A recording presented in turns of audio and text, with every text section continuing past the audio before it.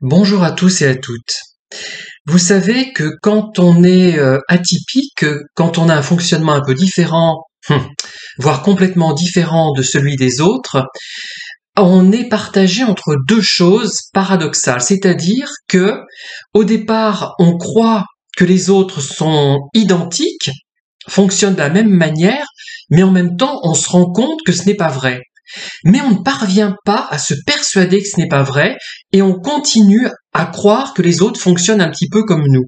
Enfin, c'est je dirais un va-et-vient entre les deux tendances. Alors, le pervers narcissique, le vrai, parce que moi j'en ai rencontré quelques-uns de vrais qui étaient vraiment mais caricaturaux, qui étaient presque des cas mais typiques, qui répondaient à tous les critères. Il n'y en a pas eu énormément. Et les autres que j'ai pu rencontrer, c'était plus des personnes nocives, mais plus manipulatrices que réellement uniquement perverses, je pense. Mais bon, j'ai déjà évoqué les cas, je ne reviendrai pas là-dessus. Donc, ces pervers imaginent que nous fonctionnons comme eux, mais en même temps, ils se rendent compte que nous sommes différents. Alors, ils passent de l'un à l'autre comme les normaux pensants et les personnes atypiques, enfin les personnes atypiques qui se rendent compte que les normaux pensants ne pensent pas que comme elles, ces personnes atypiques, mais en même temps elles se disent mais elles n'arrivent pas à imaginer quand même qu'elles puissent penser autrement. Elles ne voient pas comment elles peuvent penser autrement. C'est ça, voilà. Tout en le sachant, on le sait, non, ce sont des gens qui pensent différemment de nous, mais comment elles pensent? Alors, on voit pas. Eh ben, les pervers, c'est pareil. Par exemple, il arrive que certains, je prends cet exemple tout à fait par hasard, vous assimilent un serpent qui cheminerait, comment on peut dire pour un serpent, qui glisserait dans l'herbe et qui l'effraierait énormément. Vous êtes le serpent qui va le mordre et qui va donc distiller son venin.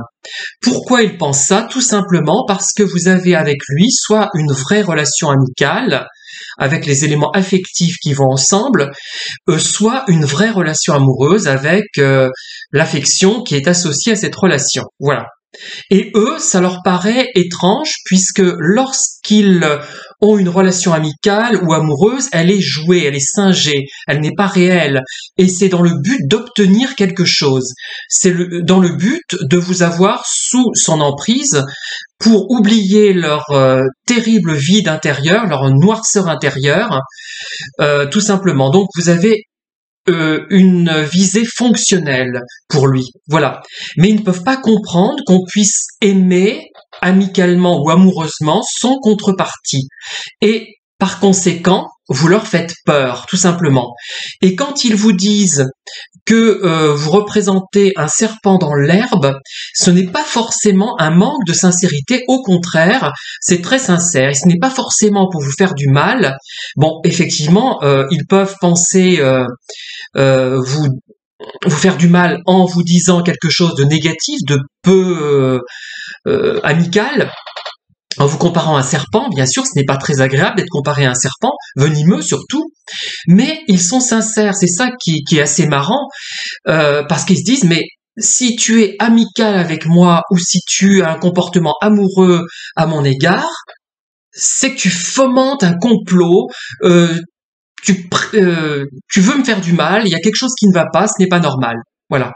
C'est tout simplement ça. Et ce n'est pas, et ça fait preuve finalement d'une grande sincérité. Le paradoxe, évidemment, comme celui que j'ai relevé avec les normaux pensants, les profils atypiques, c'est que finalement, ils savent que nous sommes différents, mais ils se disent, il est différent, mais le naturel revient, ils disent mais c'est pas possible, on peut pas être comme ça. Si il est différent, mais c'est pas possible. Si il a l'air aussi gentil avec moi, s'il est aussi gentil avec moi, c'est qu'il poursuit un but concret. Il veut peut-être me voler de l'argent, il veut me mettre sous son emprise, il veut profiter de moi, enfin tout ce qu'on peut imaginer. Voilà.